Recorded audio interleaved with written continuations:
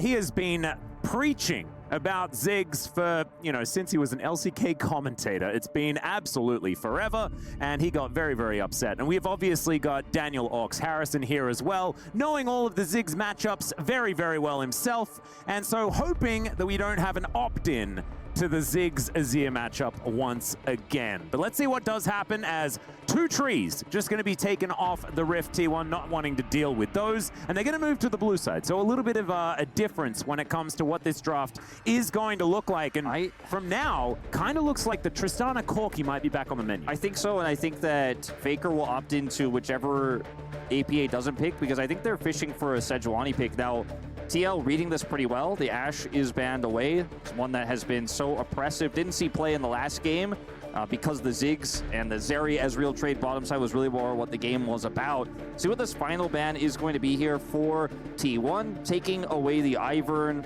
saying it's definitely going to be double 80 carry we see this time around. Jax also removed, was a big problem for them in the previous game, but this means Ziggs is up and available for TL.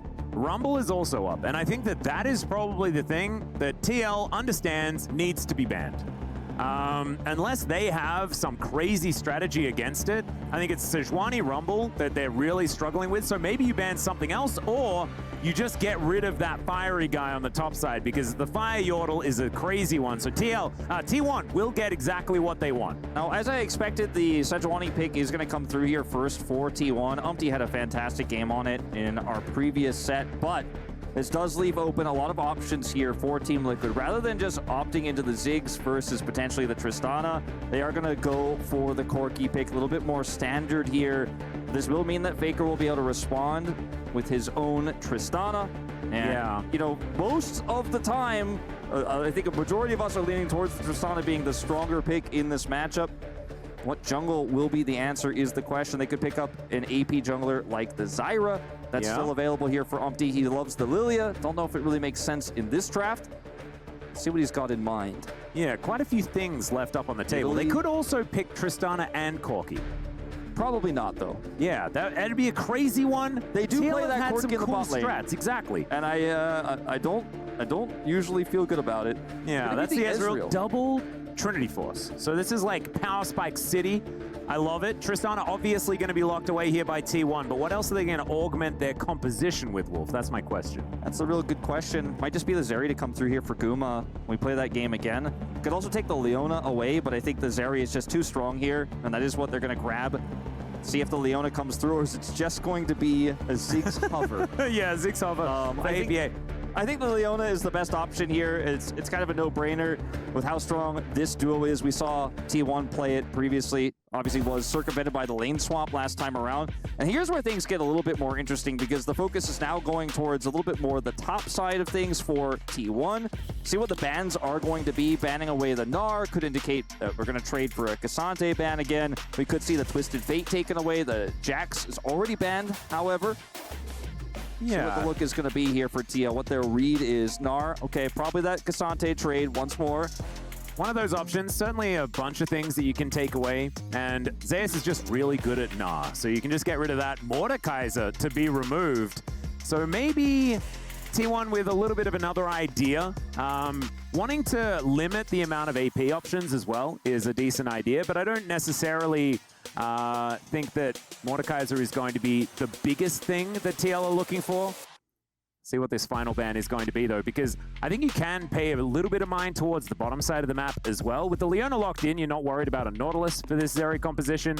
But Twisted Fate going to be taken off the board. So real targeting towards Zeus here. Renekton gone again. So all of these things are kind of what we expected. We saw the Renekton last time. The Mordekaiser is the one kind of pick that stands out. Doesn't feel as strong of a ban, but Twisted Fate, good ban against Zeus. You have the Gnar gone. Cassante being up, though, because they banned the Mordekaiser instead, feels like a pretty easy lock-in here if they want to hide Umpty's pick, but he could just lock that in now and save counter pick for whatever Zeus does, in fact, lock in.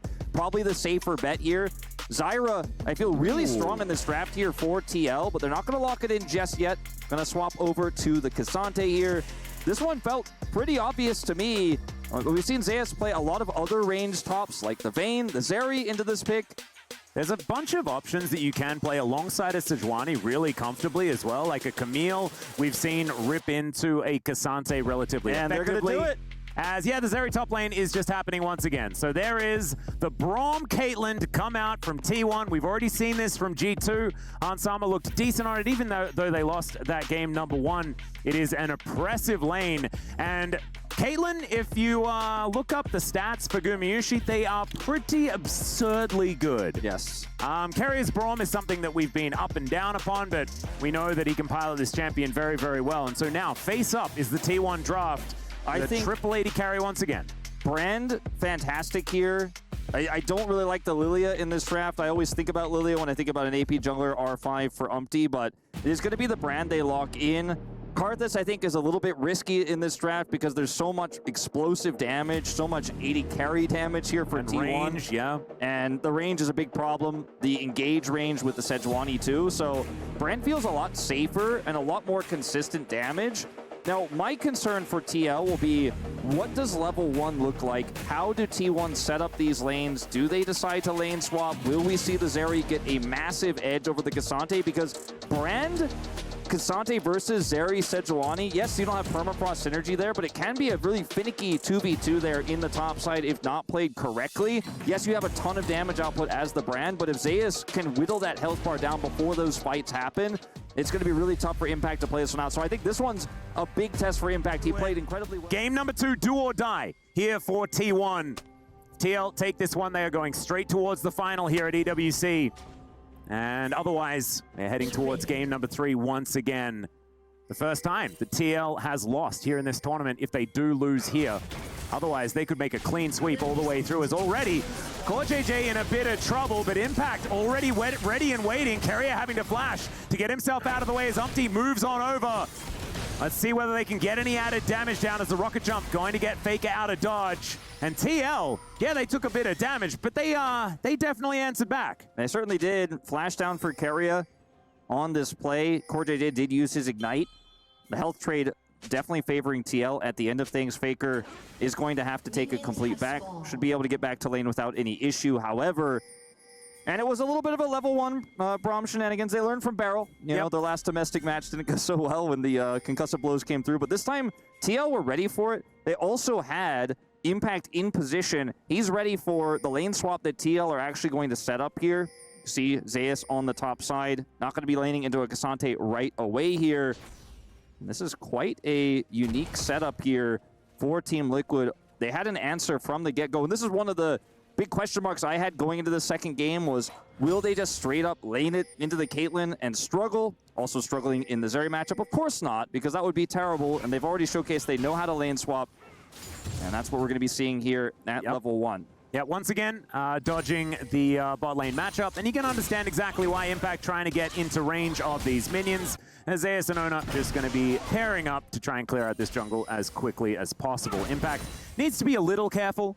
I don't think he's going to get dove just yet, as Ona and Zeus just getting through these camps. Yep, they'll start rotating around pretty soon. Umpty on full vision here for T1 at the same time. Helping the clear, as Brand has an insanely fast clear, and unfortunately, Zeus isn't going to be having a good time 1v2 as the Zeri does have teleport. And Impact, you know, he's not going to like the lane into Zeri. He's obviously going to have a worse time in the lane swap, as all top laners do, into the Caitlyn. Level 2 is hit here. Zeus is coming over. Yeah, there are 4 people heading towards Impact here who's going to have to vacate. I don't know whether he's going to be able to hit level 2 before he just straight up dies. His owner comes on over. He'll start off the Gromp here first. But now it's T1. 3-man strong here looking to take plates, and they'll take them quickly at the same time. You can see the back starting to come through from Yon and CoreJJ as they have pushed that wave in. That is entirely going to go, but the plate money really pushes this in favor of T1. And this was the change that happened. Is Impact taking a bit of damage here from Ona right now. Permafrost comes down. Impact down to about 300 health. But this is why it's so tough to lane swap, right? Zeus going to teleport up towards his top side after everyone's left. He'll be able to get a fair bit of experience here as well. And these plates going down so much more money into the coffers of T1. You can see that's reflected in the gold. You can see Impact also, you know, he has teleport, doesn't need to use it, but he is going to be significantly behind an XP when he does clash with this Zeri in the top lane, which is going to be super frustrating to play out, walking all the way back. Now, T1 knew that with the amount of pressure they could put on bottom side, not only could they get some plate gold, which they've gotten 3 of already, they'd probably force a return of Yun and CoreJJ. They get no plates. They get an XP lead top side, as well as some of Umpty's jungle there. So big wins really everywhere here for T1. Looked like TL read the play well. The lane swap setup was good, but maybe underestimating some of the power of that Caitlyn push. Yep. And just wanting to dodge this bottom lane matchup being the big thing, right? Like, that's the only real advantage that they managed to find. Is Impact walking towards Zeus here. Doesn't quite find that cue. As now Umpty moving on in. Flash has to be invested. A lot of respect given over here, as now APA and Faker once again going aggressive. The explosive charge going to even out the trade nicely, as there's a flash to get away from the rocket jump. Faker taking a lot of damage in return, but he has his flash available. APA not so lucky. Yeah, Faker can just stave off the pressure here, heal up a little bit with that pot. Might be able to actually find himself in kill range once he hits level 6 shortly here. APA going to respect that and just back away. Faker can clear this no problem. Likely a trade of teleports down here. Yeah, in goes CoreJJ. The door is placed in front though, and Carrier is going to say, nope, no presents for you. As CoreJJ actually going to tank the Winter's Bite momentarily. Gumayusi taking a lot of damage though from Yun. They do need to be careful. Now Faker going to be teleporting back to lane. Him and APA, both of them utilizing that summoner spell in order to get back here. And Faker with about a wave of a lead right now. Things looking pretty good as once again, okay. Zeus gonna get pushed back. Impact going aggressive, finding the Qs this time around. Zeus not necessarily navigating it quite as well as he was. I thought it was an expert performance earlier on up against BLG. This time around, Impact is finding a few of these angles, but just not quite as much of the farm as Ona is going to get the Valkyrie out from APA. He is still going to get pushed away. Yeah, Faker going so aggressive. There's the Buster Shot. There's the full stack. And there is APA just getting sent back home. Yeah, I mean, even though he's not in kill range here, that was the level 6 advantage I was discussing moments ago. Can just force in the back. He already has a significant CS lead, and that's going to be furthered. Maybe even play goal coming over now. Umpty is down here on the bottom side. This trap is going to be a bit of an issue here, but they do circumnavigate it. Yeah. And T1, I think, have a pretty good read about this. You can see Umpty. Actually, the Yordle Snap Trap is going to break as CoreJJ in that brush, wanting to find an angle here as he clears out the ward. Gumayusi not going to bite, though. And I think Umpty is going to complete this one. Doesn't want to waste too much time down here. They're going to lose Grubs for this, too, because he wanted to make this happen. But T1 just so smart, able to read the play. And because it's Caitlyn, he's not going to lose too much farm here as well out of that threat because he has such long range to actually last at those minions. Zeus really putting the pressure on up here. This is feeling a little bit more like what we were expecting out of this matchup. Zeus just relentlessly throwing burst fires towards the Cassante. And Umpty comes on over, is able to clear out this Grump camp, Crow camp pretty quickly, but doesn't see that Ona's moving on in. His top lane in a whole host of trouble. There's first blood going over to Zeus as the turret is going to be tanked here by Ona. Umpty wants to get a little bit of extra damage, but he doesn't have the spells, and it's a double kill for Zeus. They get one back as a consolation prize, but Wolf, are we signing the papers? What's happening? I mean, I'm almost ready to at this point as Faker. Yeah, Faker and APA just always fighting here in the mid lane. Down to half health, as is correct for Corki versus Tristana, as we have seen. Yeah, and Faker not quite able to put that pressure back on just yet. They know that owner was dead, so CoreJJ is also coming over here looking for a potential opportunity to collapse in. He does have flash. The wave is going to crash here, but the timing... Ooh, I was going to say the timing pretty good for Faker to get out of here, but he doesn't have TP, so he's going to stick around. He may be in trouble now. Yep, CoreJJ making his way over. There's the flash shield of Daybreak, but Faker's going to buffer the Buster Shot so beautifully, and Ona is here as well. CoreJJ could be in trouble. No flash up and available, and he has a Blast Cone. We'll see whether that's going to be enough, but nope. That is going to be concussive blows coming through. Carrier even has the door to make sure they don't take damage from that True Shot barrage. And Impact, possibly also collateral damage from this one. The Extender Beam comes in. The All Out is going to pull Ona over. And maybe Impact now has an avenue for escape, and he does. He'll be able to utilize the Blast Cone, get back towards that top side, but wasting so much time here. Yeah, he doesn't have TP. And Zeus is going to be able to push this turret pretty quickly here. So he's going to lose some farm, probably going to lose a plate at least. And great rotation from Carrier. APA Yeah. In danger. He does get the honey fruit, but Yon's making his way over. And remember, there's Brand towards the bottom side of this one as well. Carrier gonna get spotted as Umpty looking for it. Wants to be able to find the damage. Doesn't get the stun, as we can see there, as the series going to miss. And Carrier does get the passive proc on him. Takes a fair bit of damage. But otherwise, we'll be able to make it out. Now, Zeus just getting to work on this top lane outer turret. 2 plates for the Zeri, who already has 2 kills under her belt. Oh, man. That little slingshot, I think, is going to become a cooler item very, very quickly. We're about to get a little bit more electric here in the inventory. Now, Umpty will be able to get this first dragon here bottom side uncontested because of the really proactive play bottom side there by TL. I will say, you know, compared to the LCK, I think T1 and Gen.G are definitely our most proactive early game teams that will make these rotations happen, will look for aggressive plays more often than the rest of the LCK, just simply because they're afraid to make a mistake against a stronger team, fall too far behind. TL, not afraid. That proactivity at least nets them this dragon. If they had lost on both sides of the map, it would have been much worse, but still, T1 with a 2,000 gold lead here in this second game. And this Zeri starting to get larger and larger. Yep. There's a solar flare. Gumiushi going to get slowed down. True shot barrage is going to connect. A little bit of a delay there as Carrier moves on in. The door is in a weird spot, but Ona's moving on down. It's a large minion wave though. Gumiushi doesn't have a whole lot of health. They spot Bristle and Sejuani as they move into the river. TL going to be safe and get themselves back out. Or are they? Yes, they are. Yeah. Carrier looking for maybe something here as Faker is relentless of his pressure on APA. Does have a, you know, fair bit of item damage now early with those components and has half of his call completed, so he is really going to pull ahead very soon here. Ooh, Impact not quite able to find that third Q. Keeping himself in it here towards the top side. Pretty upset about how things went as far as that gank from T1 was concerned. Wasn't a great time and isn't a great time now. As Leandri's now completed for Umpty, he's going to be doing a lot of damage. Does need to watch out for the door. The Unbreakable can make things real tough. As we check out the crowd here in the Gadir Arena. Came from Dubai to watch the GOAT. We got people here from everywhere.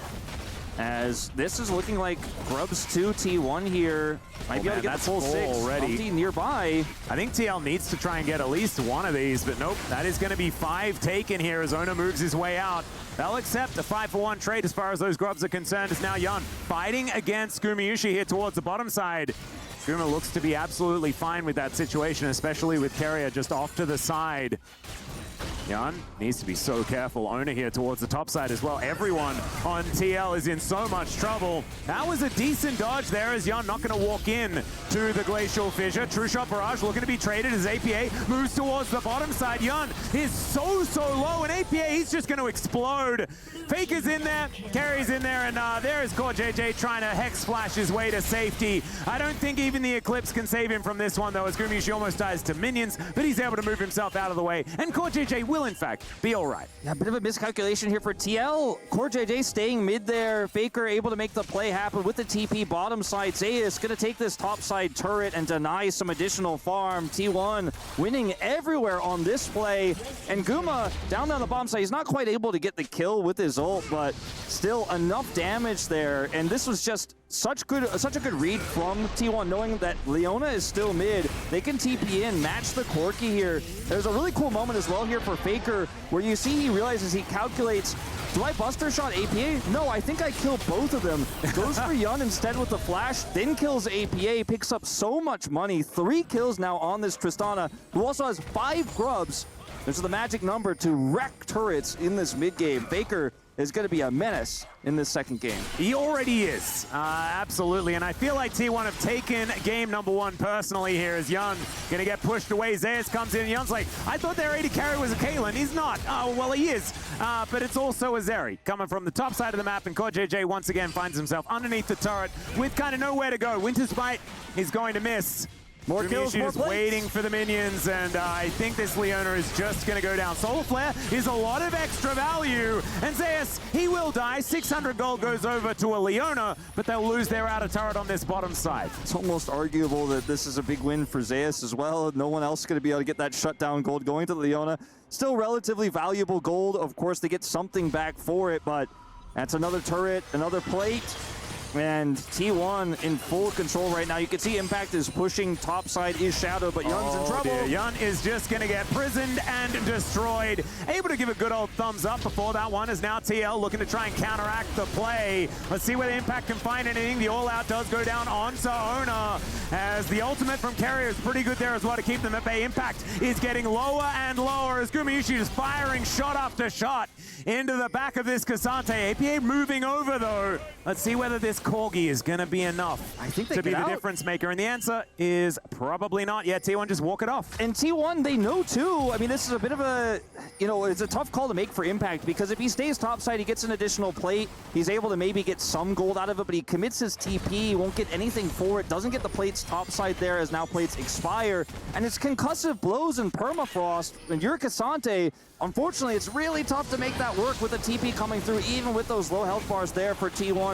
With the pushback, though, looks like they'll be able to secure their second Drake of the game. We'll see what soul it is, because it's going to take a big comeback in this one for TL if they're going to bring us to the 2-0 win, the upset completion. It's Infernal, so at least, extremely valuable soul they've got a 2-dragon lead on. But I don't know if this is going to be the last dragon they take in this game or not. I'm kind of leaning that way, because there's just no map control whatsoever. Another turret down. I mean, T1 just feels like they could do no wrong with this lead. Certainly feeling like we're getting angry T1. I feel like we got angry G2 yesterday after dropping the first game to FlyQuest. Angry T1 are certainly out here in game number 2, and this is immaculate gameplay. This is what we were expecting from the world champions. In game one? I mean, what we're expecting in a grand scale, but they did just lose to KT, so there needs to be some caveats. But after taking down BLG, it's definitely good. No, true. I mean, in game one, it was TL game to play their game, their play style, their game plan. T1 had to react. This time it's T1 playing their game plan, their play style. The Zeri top flex, Guma's Caitlyn, excellent handling of the lane swaps, good map movements. All around, you can see the gold lead reflected here. That's a lot of 80 carries with a lot of money, Wolf. Yeah, it's 3 of them at the top of the charts. Faker actually behind Zeus in gold, despite being a 3-kill Tristana, was able to take up so much there in the mid turret as well. But it just really shows how well T1 knows how to play this comp. But this is the style of comp they practiced going into this tournament, the style of comp they showed us in their very first game against BLG. And it is a much different story, a far cry from game one. Certainly is. Humpty now moving in, wants to try and stay out of vision as he moves into the top side here. Let's try and catch them unawares with this large amount of damage that he does have available. Ono looking for impact, and we'll be able to find the Winter's Wrath. Yon moving up as well, and the Brand is still lurking. Now going to be following these minions forward. Can this flank angle actually work out as Yon has to get himself out of the way? Teleport to come in from APA as well as Zeus going to get slowed down, and he will pop like a balloon. And that's good talking about there, Wolf, because that could have been a much larger shutdown if it hadn't already gone over to core. True, but it's still a big kill here onto the Zeri. Oh, okay, Faker. He's going to dive into 3 people. Not sure about that one. He flashes away immediately. Maybe just didn't quite know where everyone was, because there's a Rift Herald destroying the inner turret in mid lane, and TL seem unconcerned about that particular eventuation. It's going to be Umpty going down, though, and T1 are winning on this side as well. Core JJ takes down Ona, but T1 are still on the offensive. TL get towards the inner turret. Not going to be any more deaths for now, but I think that inner turret is going to be worth. That's a very T1 moment there, where Faker goes in, the rotation is coming up of his support, and mid laner, or rather top laner, is pushing bottom lane. They have the push in mid. Guma can crush that turret so quickly, so buying time, keeping TL locked in to the top lane. They get mid turret, they're going to get this bottom inner. Yeah, trying to protect the minions here as they look to try and take down the turret. They will be able to do so as APA has to flash away Impact. Looking to make his way in, though. Core is there as well. And Zeus, it turns into a 1v2. He flashes forward. APA will go down, but it'll be a trade as the Zenith Blade max range will help lock down Gumayusi. TL, they ain't going down without a fight, but it's still not looking too great for the North American squad, down 9,000 gold. Yeah, there's just no critical kills onto the carries here. There's no extra gold going over to APA. The shutdown there from Zeus there, or rather the kill traded from him, was actually well played. And then you look at Corki sitting on a Triforce and a stacked tier. That's not really where you want to be in this mid game when you're looking at a Tristana sitting on 2 items, a Caitlyn about to be hitting 2 as well. The Zeri also very much close to 3 items, sitting on 6 kills. And so, yes, you got some shutdown gold. Yes, you got some kills back, and it's not just TL going quietly into that good night. But at the end of the day, this Tristana with 5 grubs, we talk so much about this in this tournament, in the LCK, everywhere regionally, in every domestic league. This Tristana can be such a problem, and she certainly is. Zeus knows he is doomed here. Yeah. Decides to go for the kill. As soon as Yon's over the wall, he's like, well, I'm dead. Let's see whether I can kill someone as I go down. And Umpty actually, you know, I don't want to say he stole the kill, but going over to him, still relatively useful gold here because Brand utilizes items very well in terms of team fight damage, but it's the Ezreal that can never stand up to this Caitlyn, cannot stand up to a Zeri. I mean, it's just going to get aced in the hole here by Guma and pushed back. And this is the problem here for TL is if the shutdowns were on the right champions, if the kills went over, maybe you could see a world. Impact might be able to find an opportunity here as the Glacial Fissure comes down. Doesn't really do too much there as it's eaten by Impact. And now CoreJJ taking a lot of damage. Faker could be in trouble, though. The big one, oh, just barely is going to miss as Carrier. He'll have the door back, and he'll be able to protect the go to the mid lane. In the meantime, Owner's looking to 1v1 Yon, who does have the cleanse available for the Glacial Prison. But the fact that Owner can kind of walk in front of 3 people and not care while an inhibitor is being taken on the bottom side of the map just shows how far T1 are in the lead. Yeah, and we talk about Zeri's ability to kill turrets sometimes when you end up getting a kill in the mid lane and it's like, okay, AD carry is going to maybe get some extra plate gold if it's that early going mid, or okay, maybe going to grab an early turret because she can hurt turrets really well. And the side lane, as a top laner, can do a lot. Now, this is a Hail Mary call here. They have control vision on this Baron. They've swept it. I don't know if they have enough damage, though, and Carrier spots this out. Faker nearby. They're in trouble. Yeah, and now CoreJJ actually going to get tagged by the Winters. By the Ignite comes in, and Faker, he does have the rocket jump. He kind of learned from what happened last time around, though. Doesn't want to dive in on top of 3 people. And T1, they do exactly what they want, right? They get them off the Baron, stop that from being traded potentially, and force TL to go back. And so not really going to be losing anything from this play. We're approaching 10,000 gold, the lead for T1. And they're going to start stacking. It could be a 4 stack of Infernal Drakes if this game goes that long. I don't know if we're setting up for a game that long with a 10,000 gold lead, but you know what? It certainly could. That's an extra backup plan, you know, potentially. Maybe they'll kill the Nexus first, but after they kill the Nexus, they'll go back and they'll kill the rest of the dragons. Yeah, they'll just not press continue and go back to the post-game yeah. Do you want to keep playing? Yes, please.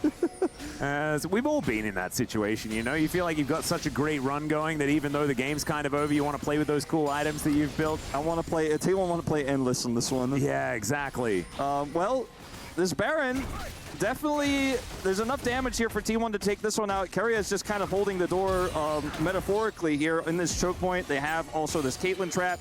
Really tough for TL to close the gap. They're not going to actually complete the Baron, but we'll just put Guma in mid and continue to push. Yun's used his E, and now we're set up for a potential vision clear and start it up again. Yep, look at the Caitlyn traps now. All of the traps just going to be lining the choke as teleport actually going to be invested here from Zeus. So T1, they want to lock down this Baron now. Looks like TL should be able to get themselves in here though, so at least it could be an opportunity. Flash available for Umpty to get into the pit. Let's see whether the General can be the hero. He flashes through, but he's unable to lock it down, and now T1 are going to get their team fight. Already the brand is being taken out. CoreJJ so low, but there's the all out from Impact, and Yon over to the side. Zeus, the last man standing really here as far as the damage is concerned. That was obscene from TL. Impact really playing that very well there, and you're all stacked up on the Baron. Guma is just so fragile in these moments, and yes, you get the Baron here, but TL with a much better setup coming into the fight. They have a Leona pushing through, got over the trap wall there and was able to close the gap, and then T1 are kind of trapped there. They win the 50-50. I mean, it's practically a 50-50 in this case. Umpty is not quite able to steal it, but they can't win the ensuing fight. These types of fights, I mean, this is one baby step, it feels like, compared to the gold lead here. But these types of fights, if you can win a few of these, maybe TL could get back into this game. As you see, CoreJJ slips through the traps here. Yun on a nice angle here. And when Umpty comes through, the smite does come over. But look at this engage from CoreJJ. APA free firing over the wall. And there is just no way out here. Then Impact says, all right, Guma, I'm taking you with me, but also using you to close the gap. Zeus will just barely escape with his life, but it's a huge swing of gold here for TL. Still 9,000 gold behind. Yep, so much shutdown money going over to Yunmo, so that's definitely fantastic for this Ezreal. As CoreJJ going in once again, Gumayusi, nice net to get himself out of the way of the Solar Flare. There's now Impact trying to be valuable, looking for these Qs as Carrier standing stalwart in that front line. T1 just going to get these waves in order, though. The one last Baron circling around Zeus here will be able to conga line all of these minions with full power towards the inhibitor in the mid lane. Just going to run circles around TL here, not take the straight up 5v5 fight. They don't want to deal with Impact as a frontliner. This is somewhat dangerous, though. You can see Impact is rotating over, and there is a Zenith plate to connect this one. Pillar of Flame not really landing, and that is a True Shot Barrage straight into a door. And Faker wanting to take down this inhibitor. Oh my goodness, okay, Zeus, I'm not sure about that one, but he takes down the brand, and there goes another one as well. They get the shutdown, but is it going to be worth it? As Impact is a brick wall, and he's going to be able to take another one. Yun chasing after Faker. He is rocket jumping and blast coning, and will be able to get himself out. But again, it's TL winning the fight. Yeah, let's see if Yun can catch Faker here. It looks like he's not going to take the chance. Doesn't have flash. Looking for a potential angle here. We're just going to head topside instead. No, I don't know if he actually wins that one anymore, unfortunately for him either. If he does find Faker, Faker would be happy to take the exchange. But at the end of the day here, you can really start to feel the lack of a true frontline here for T1. As Carrier, when he's got the door, he's a frontline, but when it's on cooldown, it gets a little bit tougher. Owner's isolated here by Impact on the other side, and there just isn't the same amount of consistent damage here to deal with Impact. Even when you have 380 carries, once Guma jumps in and makes interesting decision there, let's say, the damage output, unfortunately, to break through this Cassante is just not there. And that's the trade-off. Yeah, you have 380 carries, so yeah, maybe you can toss one in and it won't necessarily matter. But TL, they have a huge front line. Randuin's is done. He's got Warden's Mail as well. He's so incredibly tanky. And I think T1 still massively in the lead, of course, and looking to get their second Infernal, but maybe need to play a little bit respectfully in the next engage. I would agree. I think TL are also going to get a little bit more scary as this game goes on, right? Because we haven't really spoken about the damage profile because the game kind of went completely out the window very early on. So items weren't necessarily a relevant thing. However, you mentioned the amount of armor that Impact's building. You can also see a Warden Mail being picked up by CoreJJ. There's some Tabis being picked up across the board outside of Umpty, who does want those sock shoes. And so if this game is allowed to go on much longer, and you can see it's 14-13 in the kills. TL have really pulled back as far as that is concerned. It's the 8 turrets to 0 that's the massive gold lead. Oh, yeah. But with bounties up, if they start to take some of them, it could really swing back as the Glacial Prison. Not a whole lot of follow-up here as TL are going to stand their ground for the moment. Zeus pokes his head out as now Faker thinks he's found Yun, but he does have the Arcane Shift to get himself out of the way, and now Zeus, we're going to chase after Impact. Umpty going to be the one corner, though, and Zeus takes him out. Oh, the brand is a big part of the damage profile here for TL, and now CoreJJ, the next one that's going to be taken out. They're falling like dominoes, just one after the other, and right as I was talking about it, the window's back in here for TL. T1 are going to kind of slam the door shut on their fingers as this inhibitor turret is going to fall down. The second inhibitor going to go as well. And T1, they might have been thinking about it as well. They're like, well, let's just not let them build those cool armor items. Let's just end the game. Yeah, it's going to be tough to end here unless they get another pick. Umpty coming up in 12 seconds, CoreJJ up in 10. They should be able to grab that final inhibitor, so that in itself is practically as good as the final nail in the coffin here for TL, but they still have one final opportunity here. 45 seconds until this next Baron spawns. And like you said, I was going to say it, and you called it out first. If they win one fight, grab Baron, and take all of the standing gold that's on the map, plus the bounties they'll pick up, I mean, the gold lead will actually swing. It's rare to see, like, to even discuss the possibility of like a 10,000 gold swing, but it's there for the taking. All they have to do is win the fight. Now that's the hard part. That's the tricky part. 3 inhibitors down. I don't see it happening. I don't think it's going to occur. But it may be a Hail Mary, maybe some miracle play comes through, but I think T1, all they need to do is play safe, control this vision, let the minions, the super minions, do the work, double stacked across all 3 lanes with no inhibitors up. TL fighting blind. As Yun wanted to avoid the ace in the hole damage, 50% on the health bar now as Owner just kind of able to ignore What Umpty's doing at this point in time is the Baron getting taken down so incredibly quickly. There's a lot of AD carries in this game, and they do a lot of DPS. Umpty's got Umpty flash. looking to move in once again. He does have flash one more time as well. And T1, yeah, they know that this is not the fight they really want to take, and they don't have to. Because there are super minions that will win the game. The Winions are doing their job, and this is putting TL between, as we like to say in the LCK, between a rock and a hard place. You're going to either have to defend your base, but you got to stop this Baron. You can't do both. Yep, and it's a very precious rock and a purple place in this game, Wolf. That's where they find themselves. And T1, they kind of want to win a fight. Is Carrier going to go down first? There is the passive being procced, but look at this. I mean, Zeus is just in there. Impact goes all out, but he will be dead. Or out of there. Yeah, there he goes. Explodes in a fiery explosion of cinders. That is going to be the second Nexus of the series going down, but it's one apiece after game number 2.